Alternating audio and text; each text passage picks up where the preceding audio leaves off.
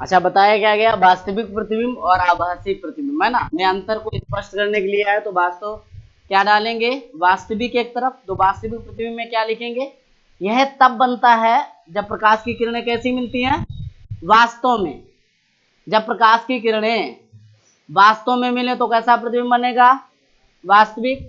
जब प्रकाश की किरणें मिलती हुई प्रतीत हो मतलब वास्तव में ना बने, तो कैसा प्रतिबिंब होगा? आभासी। जो वास्तविक प्रतिबिंब होता है उसे क्या, उसे पर्दे पर बनाया जा सकता है। वास्तविक को कहां बना सकते हो? पर्दे पर। और आभासी प्रतिबिंब को पर्दे पर नहीं बनाया जा सकता है। वास्तविक प्रतिबिंब जो होता है सदैव उल्टा होता है। दर्पण में देखा उल्टा बन रहा था, हाँ। और लेकिन आभासी प्रतिबिंब होता है जो, वो कैसा बनता है? सदैव सीधा। इतनी तो है। वास्तविक में क्या क्या कंडीशन है? वास्तविक प्रतिबिंब में, वास्तविक में मिलेंगी, वास्तविक में मिलती मतलब प्रकाश की किरणें वास्तव में मिलेंगी, पर्दे पर बना सकेंगे, यही तो है वास्तविक में। कहां कहां मिलेंगी? वास्तव में मिलेंगी, पर्दे पर बना सकते हैं, और सदैव उल्टा प्रतिबिंब बनता है। आभासी का क्या होता है? वास्तव में नहीं मिलती है, कहने का मतलब है मिलती हुई प्रतीत होती है। सदैव सीधा प्रतिबिंब बनता है, और पर्दे पर, बस इतना ही तो है यार, है ना। थोड़ा सा रट्टा मार लेना, बस हो जाएगा। तो क्या समझ में आया? जैसे समतल दर्पण द्वारा प्रतिबिंब बनने की कंडीशन अगर कोई पूछता है, या पूछता है समतल दर्पण क्या होता है, तो क्या बताओगे? इसमें डेफिनेशन इन्हीं पॉइंट से बनेगी। हमने क्या बनाया? समतल दर्पण हमने वस्तु 10 सेंटीमीटर की दूरी पर रखी है, एक तरीके से। कितनी सेंटीमीटर की दूरी पर?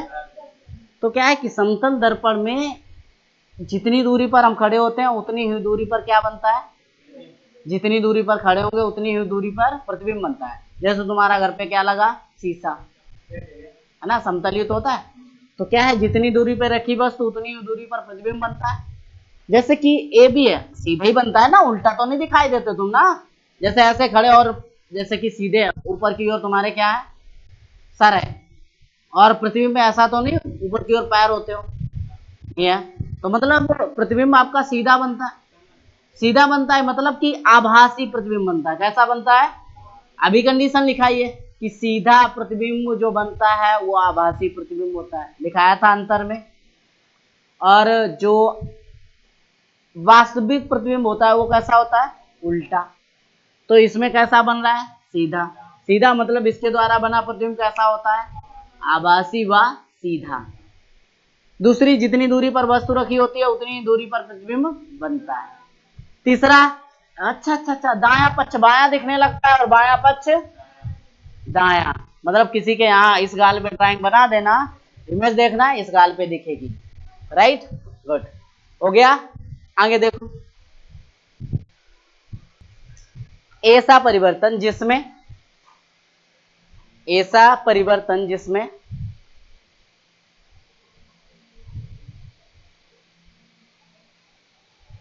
जिसमें वस्तु का दायां भाग बायां प्रतीत होता है, जिसमें वस्तु का दायां भाग बायां प्रतीत होता है तथा बायां भाग दायां प्रतीत होता है, पार्श्व परिवर्तन कहलाता है। गोलीय दर्पण, राइट। कांच के खोखले, अच्छा पहले गोला बना लें। गोला गोल होता है, कांच के खोखले गोले का कटा हुआ वो भाग, मान लेते हैं ये भाग हमने क्या किया? कट किया। क्या किया? कट किया। कटा हुआ वो भाग ये काट दिया, जिसकी एक सतह पर क्या होती है? मान लेते हैं इसकी सतह पर हमने पारे की कलाई की, राइट। या एक इसी कंडीशन में एक और बन सकता है, कैसा? एक ऐसा बन सकता है उल्टा, ऐसे करके बन सकता है कि ना? बन सकता है ना।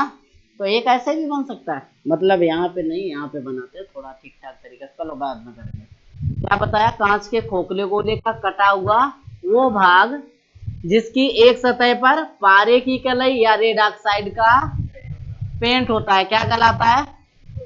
दर्पण। फिगर बड़ा जल्दी से छापो, हाँ लिखो जल्दी से। मतलब कांच के खोखले गोले का कटा हुआ वो भाग, लिखिए, कांच के खोखले गोले का कटा हुआ वो भाग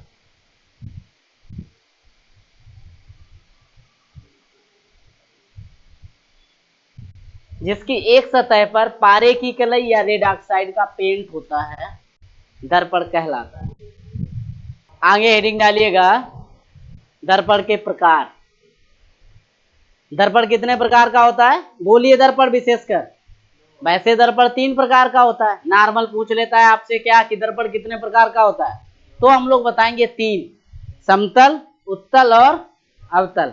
अगर गोलीय दर्पण पूछता है, कहता है गोलीय दर्पण कितने प्रकार के होते हैं, तो गोलीय दर्पण कौन सा? उत्तल दर्पण और राइट। तो सबसे पहली हेडिंग डालिए अवतल दर्पण, फिर बताते हैं थोड़ा सा। अवतल दर्पण में क्या बताओगे? ये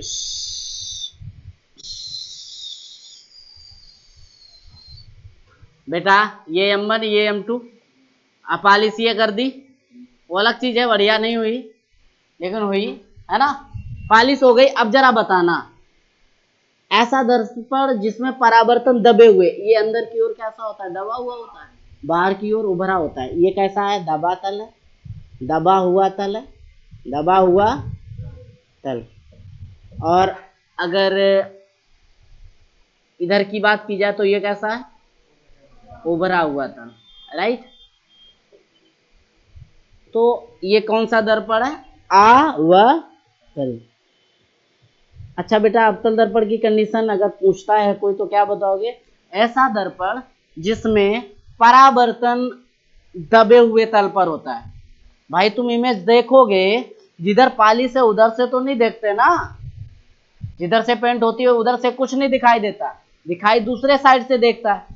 तो इधर साइड तो पेंट है तुम्हारी, तो इधर से तो कुछ दिखेगा नहीं, मतलब रिफ्लेक्शन हो ही नहीं सकता, परावर्तन नहीं हो सकता। लेकिन इधर से हो सकता है, इसका मतलब ये कौन सा तल है? दबा हुआ तल है। तो मतलब ऐसा दर्पण जिसमें परावर्तन दबे हुए तल पर होता है क्या कहलाता है? अवतल।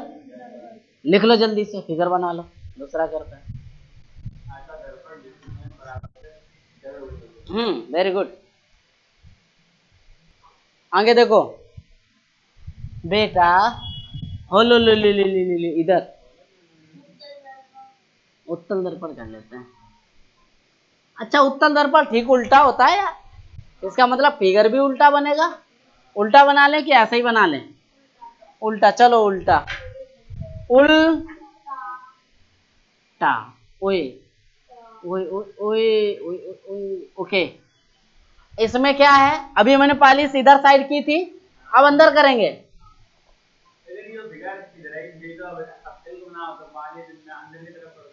अरे अल्ले तुम खुश रहो, कैसे रहो? खुश। ले इधर पॉलिश हो गई, कोई दिक्कत है यार, कोई दिक्कत नहीं, घुमा आगे तक जाएगा। तो ऐसा दर्पण ये कैसा है? उभरा हुआ तल, उभरा हुआ तल। जिधर पॉलिश है उधर तुम कुछ देख नहीं सकते, मतलब उधर ना परावर्तन कुछ हो ही नहीं सकता। हाँ, तो क्या समझ में आया? ऐसा दर्पण जिसमें परावर्तन उभरे हुए तल पर होता है क्या कहलाता है? लिख लो जल्दी से। ऐसा दर्पण जिसमें परावर्तन उभरे हुए तल पर होता है क्या कहलाता है? Okay good. कौन सा केंद्र? वक्रता केंद्र में क्या बताओगे? Hello hello hello hello hello hello, इधर इधर इधर इधर इधर इधर इधर इधर इधर इधर। यार गोला गोल नहीं बन रहा हो, नहीं यार बेटा, देखो बेटा क्या बताओगे? दर्पण जिस खोखले गोले का भाग होता है, दर्पण उसके केंद्र को, ओहो हो, तो दर्पण जिस खोखले गोले, माना इस गोले का भाग है तो इसका केंद्र क्या कहलाएगा? वक्रता केंद्र। तो क्या बताओगे? दर्पण जिस खोखले गोले का भाग होता है उसके केंद्र को, अरे यार हाँ, तो दर्पण जिस खोखले गोले का भाग होता है उसके केंद्र को वक्रता केंद्र कहते हैं। जल्दी सी पहली हेडिंग लिखो, दूसरी बताते हैं, जल्दी करो यार। देखो बेटा, हेलो हेलो हेलो हेलो, दर्पण के परावर्तक तल के, परावर्तक तल इतने ही तो है भाई, जितने में पॉलिश करोगे उतने से इमेज बनेगी ना, नहीं तो आर पार दिखेगा। तो हमने इतने में की पॉलिश, इतने में ही बन रही क्या इमेज। इमेज मतलब वस्तु, मतलब प्रतिबिंब क्या। तो जितने में इमेज बनेगी उसके व्यास को, मतलब कि दर्पण के परावर्तक तल के, परावर्तक तल इसलिए कहा चूंकि इतने पे जो प्रकाश किरण पड़ेगी वो कैसी होगी, परावर्तित होगी, राइट। तो जितने पे क्या है, परावर्तन हो रहा है, या परावर्तक तल के व्यास को दर्पण का क्या कहते हैं, किसके व्यास को, यहां से लेके यहां तक मान लेते हैं क्या है, डी है। ये क्या है, दर्पण का द्वारक। तो क्या बताओगे, दर्पण के परावर्तक तल के व्यास को दर्पण का द्वारक, छाप लो, लिख लो अपनी मर्जी से जल्दी। अगला अगला अगला अगला अगला अगला तीसरा, ध्रुव। ध्रुव हेडिंग क्या है बेटा, ध्रुव। Hello hello hello hello hello, ध्रुव परावर्तक, परावर्तक तल है, परावर्तक तल का व्यास ये है, यही तो है, मतलब ये क्या है, दर्पण का द्वारक है। द्वारक का मध्य बिंदु ये होगा, इसका मध्य बिंदु ये होगा, मध्य बिंदु को मिडिल ऑर्डर बोलते हैं ना। तो दर्पण के परावर्तक तल के व्यास के मध्य बिंदु को दर्पण का ध्रुव कहते हैं, या सीधा सीधा बोल देना क्या, दर्पण के द्वारक, दर्पण के मध्य बिंदु को दर्पण का, लिख लो, दर्पण के द्वारक के मध्य बिंदु को दर्पण का ध्रुव कहते हैं। आगे बेटा कल करते हैं, टाइम हो गया है।